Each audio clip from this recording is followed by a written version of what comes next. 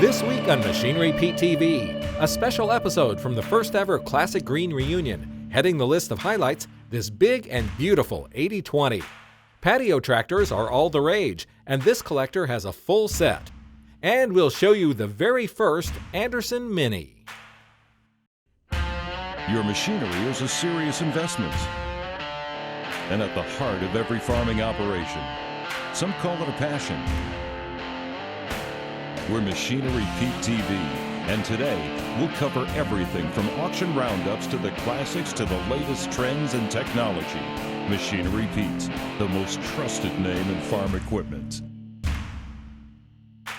Machinery Pete thanks these premier sponsors for their support. Sullivan Auctioneers. Let our team of professionals show you how to make your auction a success. Visit sullivanauctioneers.com. All right, for you Beatles fans out there, we have a sky of blue and a sea of green here at the first ever Classic Green reunion in Grand Island, Nebraska. Now, honor for me to be here at this first ever event. The reason I'm so intrigued with this event is John Deere was sort of lacking maybe this big type event that had a wider appeal. You know, not just the two-cylinder tractors. The love of Deere is kind of all things. So we're going to feature a little bit of this and a little bit of that the next couple days here in Grand Island, Nebraska. Before all that fun, we need to go back to the studio and catch up on the latest farm equipment news. All right, thanks, Pete. I'm Clint Griffiths. The coronavirus impacting every corner of the ag industry, including the machinery business. Caterpillar was the first ag equipment manufacturer to report first quarter earnings this week. The company reporting a 46% annual drop in earnings, with sales falling across all regions due to the coronavirus pandemic. The world's biggest construction equipment maker reporting an adjusted profit of $160 a share. That's down from $294 last year. The company not providing a 2020 financial outlook right now, but leaders warn the impact of the virus would be far worse in the second quarter. It anticipates dealers will cut their inventories by as much as $1.5 billion this year. Meanwhile, the Association of Equipment Manufacturers praised Washington for adding funds to the Paycheck Protection Program. The group says the money is helpful to many small equipment manufacturers struggling to stay open and pay employees during the coronavirus. That said, AEM says more needs to be done to help the 2.8 million men and women who work in the ag equipment industry. The PPP program that was established under the CARES Act and then now recently replenished with additional funds authorized by Congress, that helps. It helps a lot of the small and medium-sized manufacturers. But I have to tell you, according to a recent survey that we did of company CEOs, as many as 20% of those companies that qualified, that applied, were unable to access the loans. And so for those companies, you know, they're running out of time and they're running out of cash. So that continues to be a big problem for our members. Another problem, of course, is plummeting demand for equipment. And I think that is probably overall, as we look to our industry, the biggest concern right now for our member companies. That's it for news. Now let's take a look at some recent auctions from around the country.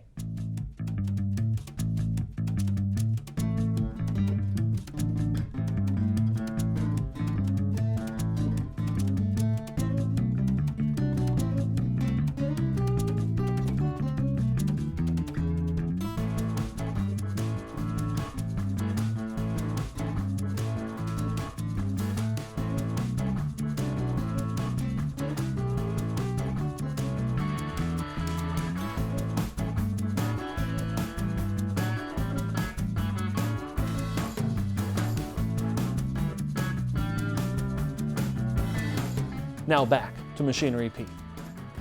Well, folks, you know the story on these John Deere Patio Series garden tractors from the late 60s, early 70s?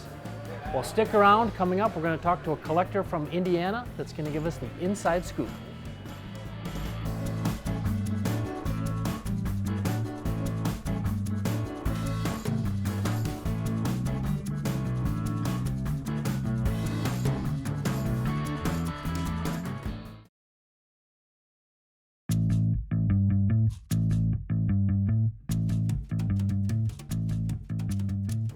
Hey folks, I'm here with Mike Smith on the board of directors with Classic Green Reunion. Mike, this is an amazing event. You guys pulled together in short order.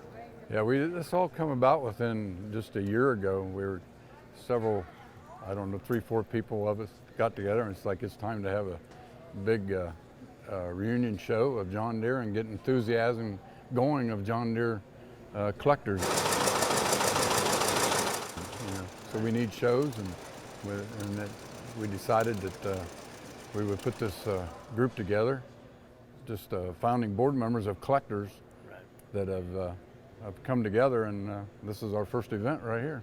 It was just a feeling there needed to be kind of something bigger, deeper, wider for the John Deere enthusiasts. Was that the gist of it? Yeah, and they all go back to it's all about the people, and it really is. You know, the tractors are part of it, but it's still the main thing is getting the gathering of the people together, and friends formed, and knowing people all across the country. So this show will move every other year. Okay. That's the way it's set up now. So spread the love. Yeah, exactly right. So, I mean, you get a lot of people that won't come east of Mississippi, and there's guys that won't go west of Mississippi. So it's got to move and move around and get to all the collection of all the people in the United States. Well, folks, you maybe have seen these cool things around or heard about them, but John Deere Patio Series garden tractors. I'm here with Darren Redding, Kokomo, Indiana area. Yes, Darren, sir. You've got a set of beauties here. We do. We started collecting garden tractors back in the 90s. The patio tractors or garden tractors in general has been kind of our focus And for several years. How many do you own total? Oh, good golly. We don't have an actual account. I was always told never make sure you know. That was good advice. I'm going to say roughly 80. Okay. 80 wow, or, 80. 80 or 90. Wow. Now, for folks who don't know the story on these John Deere patio, they look at them and they're saying, why? They're not green. Right. Give us the expert inside scoop on their history. In 1968, the idea of maybe reaching out to the female market, the suburbia market, they thought, why don't we offer tractors that match somebody's patio furniture, or you know, during that time frame, the 60s and the 70s, it was kind of psychedelic or whatever. Right. And they made them how many years? 3 years, 1969, 1970, and 71. And how would you describe the sales initially of the patio series? The 69 year was fairly good. It was so different that it was, you know, people had to check it out, and you know, people were a little bit interested in it. There's absolutely nothing different between the tractors from a green one other than the paint. It's the same tractor. By the 72nd year, sales had fallen way off because a lot of people thought, if I could buy a John Deere and I want a John Deere, I want a green tractor. That's what John Deere is known for. Right. Is their color. And then by 71, they were looking for their exit strategy to get rid of that program. And at that point, a lot of dealers that had them on the lot weren't they painting them back green to sell them? They were. We know of several dealers, and we know of several people that own tractors that are green now, and you can kind of lay down on your back and you can look up and you see everything that's white. But it helped the dealers move those tractors. It was just a matter of people ultimately didn't like a non-green John Deere tractor. Not every idea hits, right? Not every idea hits. Now they made 4 colors, right? They did. All the chassis are dogwood white. Yep. And then you have spruce blue, you have April yellow, you have sunset orange, and you have patio red. Okay, so we got those 4 you have, Darren, but right smack in the middle. Right in the middle. Something I've never seen before, and quite a story on this. It is. Tied back to some original photos from John Deere. It is. A gentleman by the name of Martin Burke. Martin was the lead engineer from the beginning of the John Deere garden tractor run. Talking to him on the phone, he's like, I found these pictures. It was part of the patio or the custom color program. Then it was color combinations that we thought about doing that didn't make the cut. About 2 years ago, my dad and I are looking at these pictures and we said we need to recreate one of these. They're just too cool not to. And that's what you did right here? That's what we did, yeah. That is awesome. You must get a lot of questions on that one. We do. It's like, why is these white for one, and then why is that one gold? Stay tuned, folks. Coming up, a couple of beautiful open station John Deeres. We got a 4430 factory front wheel assist and a crazy low-hour 4230.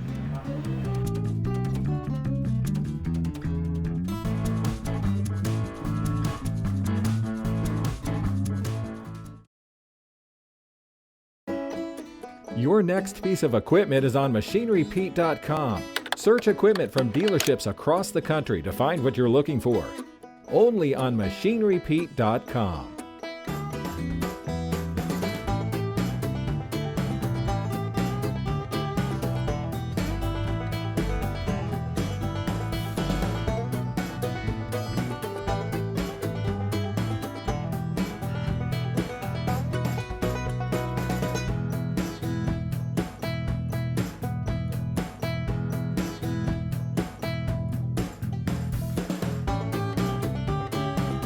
I'd like to welcome everybody here to the inaugural Classic Green Reunion 2019.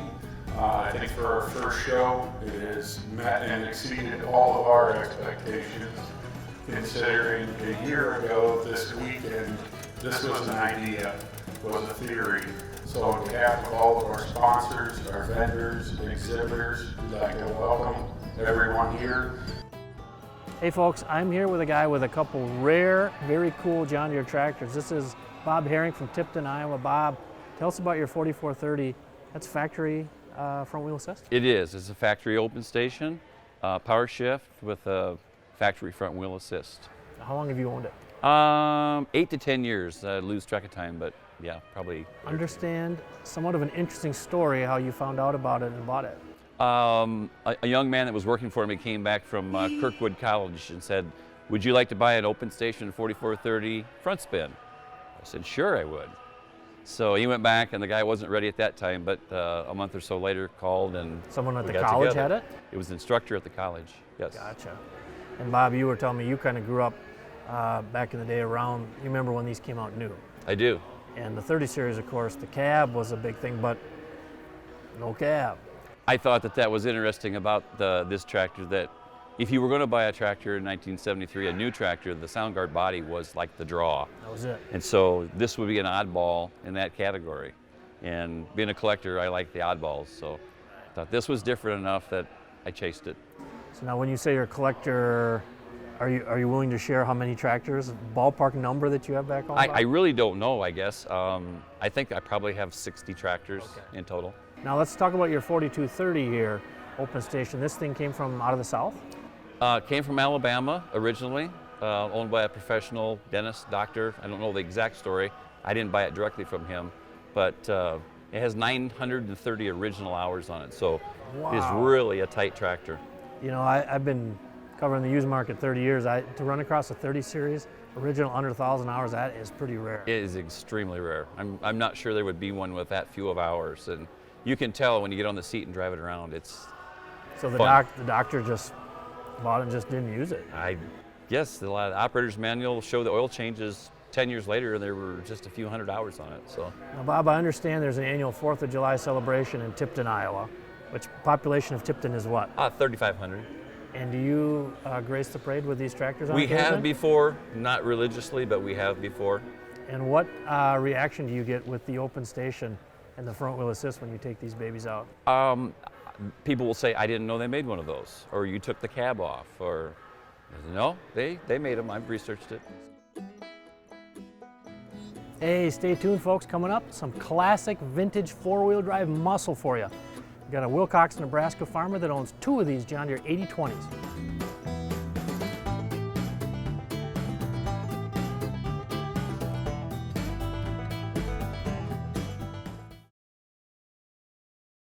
This season, while work for you may have changed, our season is underway. American agriculture farms on for our family and yours.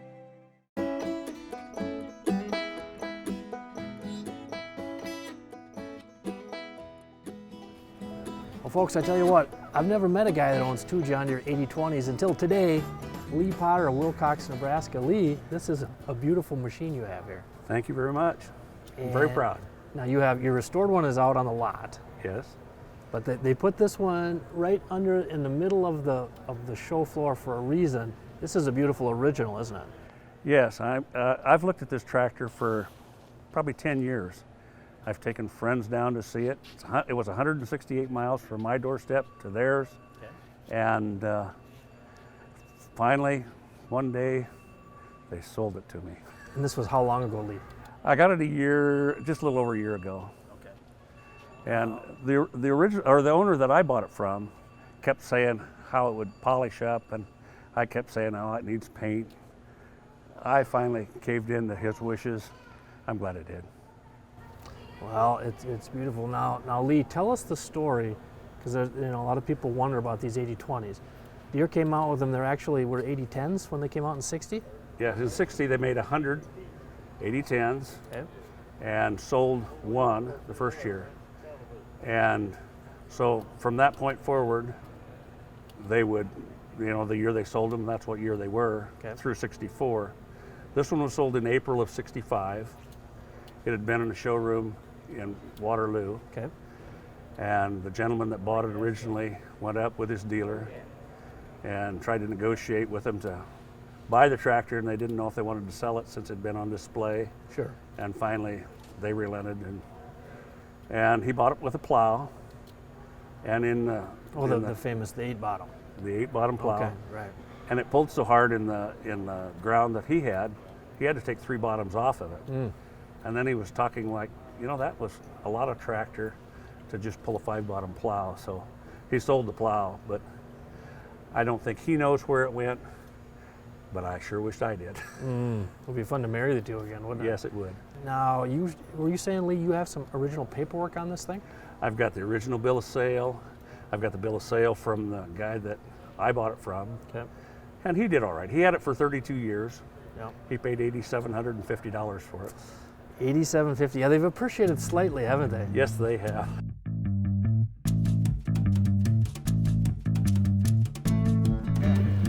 Well, folks, we've seen a lot of really cool stuff here at the Green Reunion, but this little beauty stopped me in my tracks. I'm here with Jeremy Anderson, Anderson Mini. Jeremy, what have you created here? We got a small scale 4250 tractor, to represent the look-alike of a full-size Generation 2 tractor. Mini muscle. Yeah, mini muscle. So now you're Spring Valley, Wisconsin. You built this thing. How long did it take you to make it? I spent most of this last winter making parts and putting everything together. It took, off season in between farming to get it to where it is now. It was a 755. Yes. Okay. And now you're just debuting it now here at the Green Reunion. I mean, you just finished this thing, right? Yep. Just about a week ago, the paint and the final details were completed, and everything was ready to go. And this is its grand debut. It's first viewing for just about everybody. Well, I've noticed people up and down the aisle here stopping to look and say, "What is this?" And you've already sold this, haven't you? Yeah. Yep. Okay. South Dakota bound? Yep, South Dakota. Very cool. But your plan is to offer this as a service. If people want some mini muscle on the John Deere side, that you can make this for them. Yes, it would be a lot of fun. They're fun to build. It'd be fun to build more. What was the biggest challenge in a project like this?